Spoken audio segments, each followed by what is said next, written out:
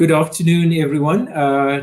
Thanks for the introduction, Ritu, and thank you for the honor of recognizing the great work that the team had done for the case study for the course held in February of 2025, as you mentioned. So for nostalgic purposes, I've retained the actual date of the case study presentation, which was actually on the 23rd of April, but the course was done in February. So I think I've been asked to just give the audience a taste of the case study that we had done on the day.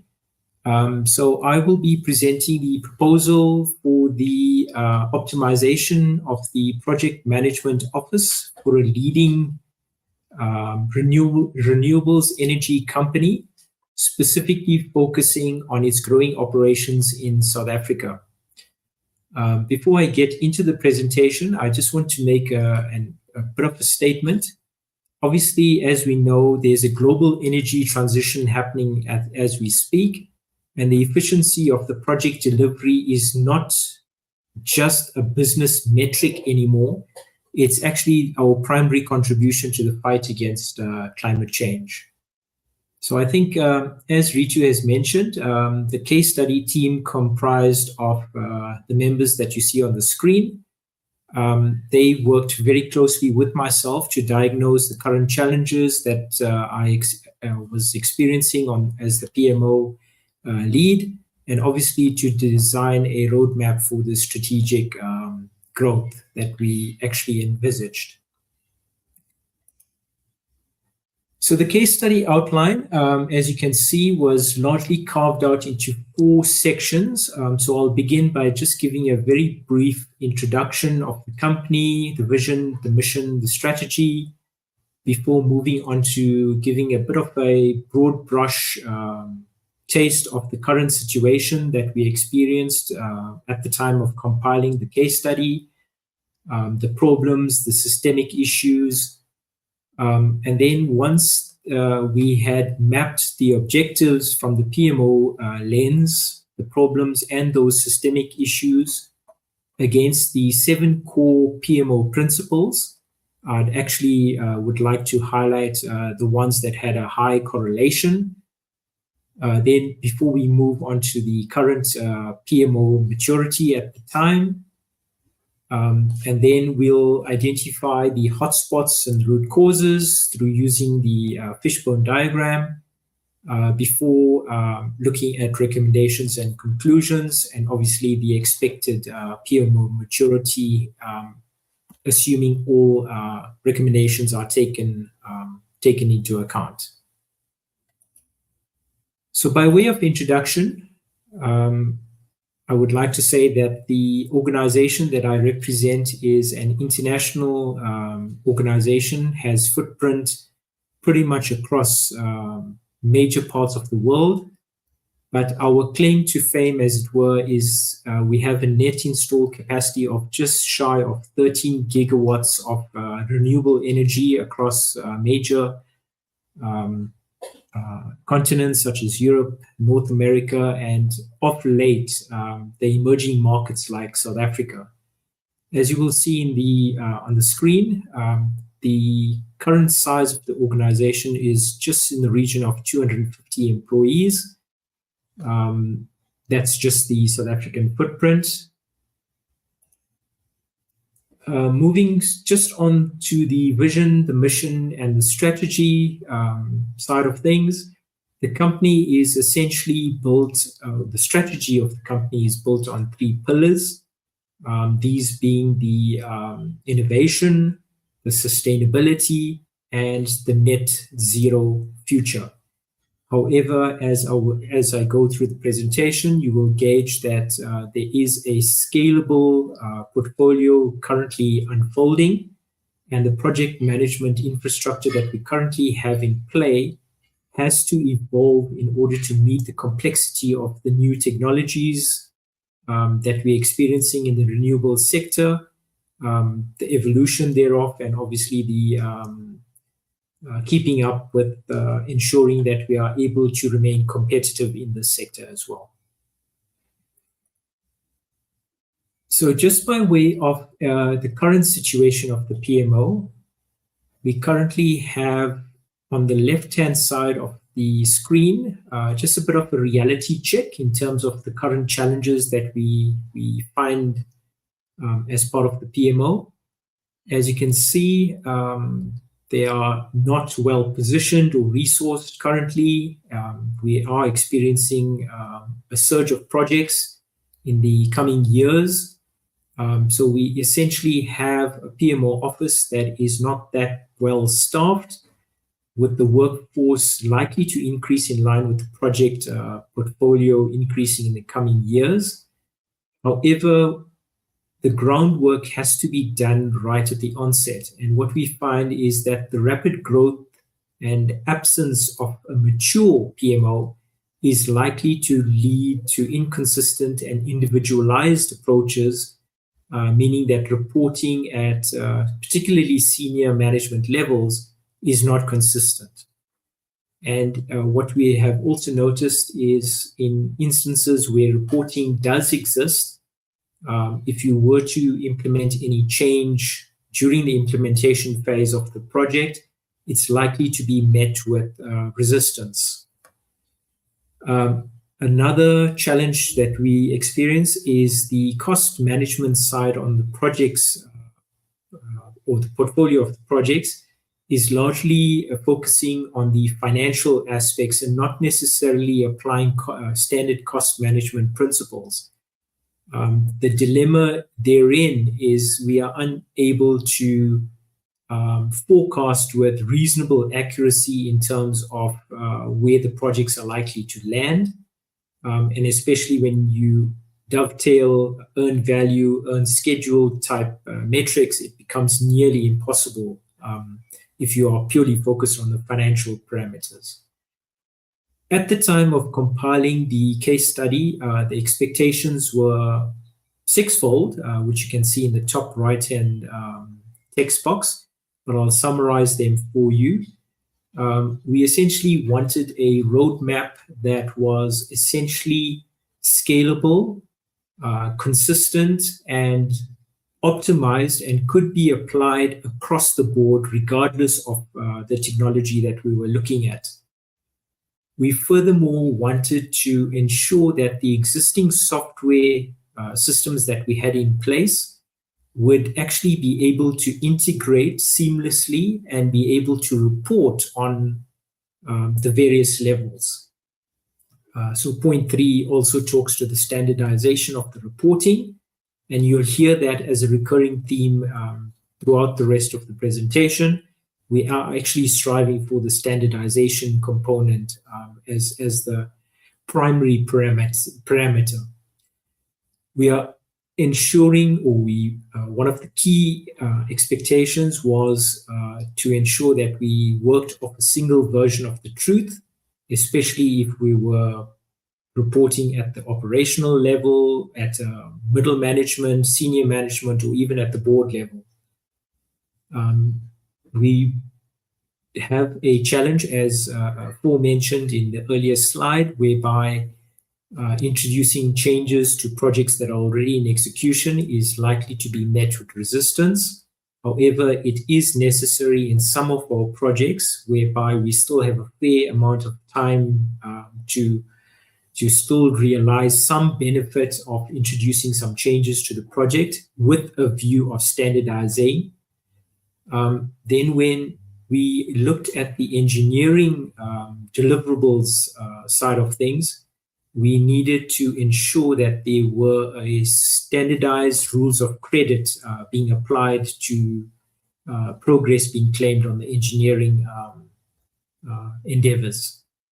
Last but not least, we wanted to ensure that the PMO responsibilities were consistently applied across all current and obviously future projects. Now, this slide is quite a busy slide, but it's essentially taking the company vision, which I've mentioned in a previous slide, together with the mission, together with the challenges and the expectations, we actually we're able to craft the PMO vision and the mission, as you can see in that screen. The mission being to be a leading PMO that drives project success through performance, collaboration, continuous improvement, and global best practices. The mission being to support the company's strategic objectives by developing the high-performing PMOs that ensure the successful adoption of standardized processes and digital tools whilst maintaining corporate governance. The outcome of this graphic was to land on the PMO objectives, which are essentially sticking with the theme of standardization. We wanted the project management processes to be standardized. We wanted change management to be given some serious focus in terms of adoption of the new processes.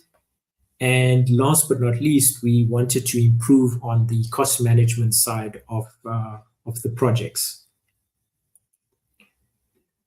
This slide is meant to just give a high-level overview of some of the PMO problems that we mentioned. Some of them I've already alluded to in the earlier slides. So again, the aggregation or the integration of projects progress was next to impossible due to the structure of the projects, regardless of the technology being the same. We did experience a rapid team growth, while the PMO related aspects were largely lagging and still seem to be insufficient. We had the inconsistent reporting, which I mentioned, which obviously led to issues in performance tracking. We were, by virtue of that, unable to, with certainty, able to decipher if the project was going well. If it was going well, how much further did we have from a timeline point of view? How much of additional cost, which talks to the forecasting element, which I mentioned earlier. So the inconsistent reporting was a huge problem.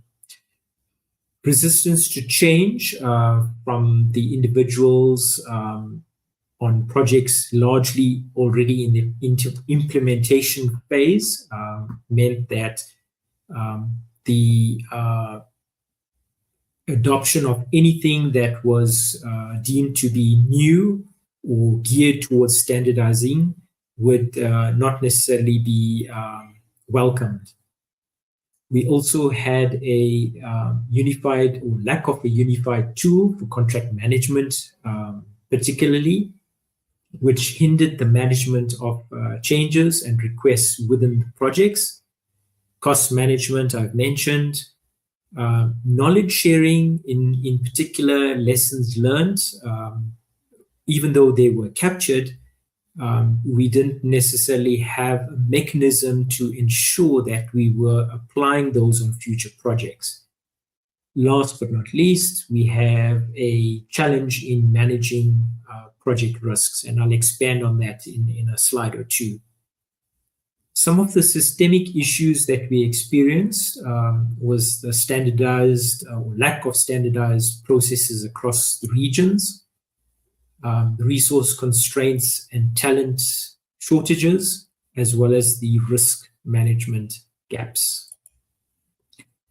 So now, taking the objectives, the problems, and the systemic organizational issues into account, mapping those against the 7 core PMO principles, landed us with this matrix.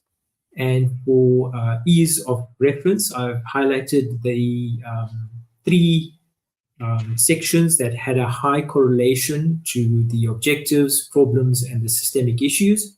And you can see there's a standard theme, which I alluded to earlier, which is the standardization component.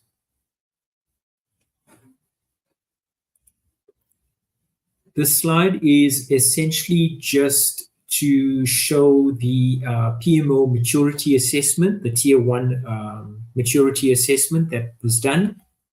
We essentially had the 4 clusters we actually have a range of formal and informal settlements, and you can see that it basically um, ranged from almost an even split to almost a lopsided split in some cases, where we had all informal services, and in some cases all formal services with no accompanying informal services. Regardless of the cluster that was looked at, we had key challenges and gaps identified in each of those categories. And you will see that once again, we are coming back to inconsistent reporting, inconsistent usage of tools, inconsistent usage of the systems we currently have in place. So there was a lot of inconsistent behavior or adoption of the tools that we currently had in place. At the time of doing the Tier 1 self-assessment, we actually achieved a maturity level of 4, which, to be honest, was better than expected based on the current size of the PMO and the extent of the challenges that we were experiencing. It should be noted that at the time, both the client and the consulting team estimated the current maturity to be closer to around about a 3, maturity level 3. Moving on to the hotspots and the root causes.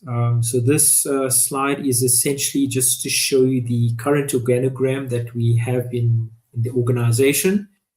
And you will see that we have but one domain of control, which is highlighted by the red dotted box. We have domains of influence in 3 places. Essentially, it's just below the CEO, and below that we have a big box under the Chief Technical Officer, as well as the Head of Finance. And then the domain of concern was also in 3 places. So it was at the highest level, together with the heads of project development and business development, respectively, as well as the head of engineering. The 5 main hotspots were highlighted, and I see the time is edging on. So I'll categorize the hotspots. So the first 2, so hotspot 1 and 2, were confined to people and change. So we essentially face significant resistance to change, as I've mentioned before. We have project managers that are largely comfortable with the old ways, and without any clear communication on the benefits of new systems, the adoption rates remained low, further exacerbated by a limited team size. As you probably saw, we currently only have 3 PMO members. Hotspots 3 and 4 were largely confined in the process and risk side of things. So we essentially are operating in silos across regions. We make aggregated reporting nearly impossible. You have risk management that is furthermore seen as a once-off administrative task at the start of the project, rather than a dynamic living process. And then the 5th hotspot was purely around the tools usage. The lack thereof means that every project stands on its own 2 feet, almost as an island, which makes the aggregation of schedules or comparing of forecasting across the portfolio virtually impossible. The fishbone diagram was essentially used to highlight the potential causes as well as the effects, and that lands in essentially the root cause issues and description of problem table, which is currently on this slide. And again, this one, the root causes were fairly obvious, but necessary to go through the exercise in order to unpack and unearth the evidence behind it. So in this particular case, we had the root causes as the fear of change. We had missing PMO frameworks, as well as the limited PMO team to actually provide the effective oversight needed in order to gather the necessary benefits of the PMO. Moving on to recommendations and conclusions. So the roadmap that we envisaged was essentially premised on 7 strategic recommendations, which I will show in this slide here, the next 2 slides actually. So first, we need to ensure that the PMO aligns with the business strategy by securing sponsorship at both the C-level and the benefits realization framework perspective. We needed to ensure that this methodologies were standardized based on the project needs and automate our reporting where needed. So things like Power BI, etc., were essentially the tools that we had identified at the time in order to pursue. Then on the governance and talent side, we will implement stage gate reviews to ensure quality at every milestone and upskill the talent through accredited certifications, through PMI and relevant institutions. And then on the engagement and value side, we must transition the PMO from a place of process policing to one of portfolio optimization.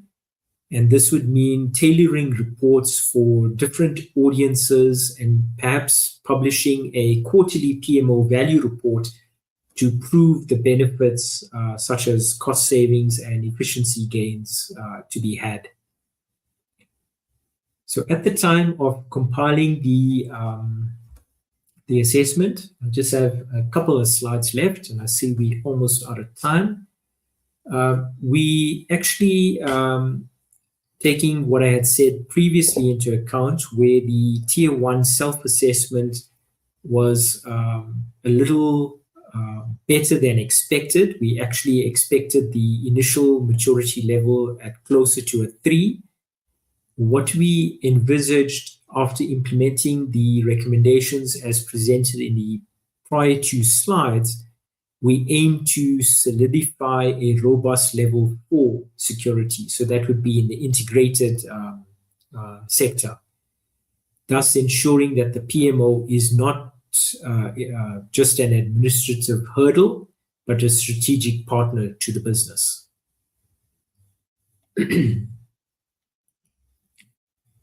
And then I think, with that being said, I would just like to thank everyone for their time.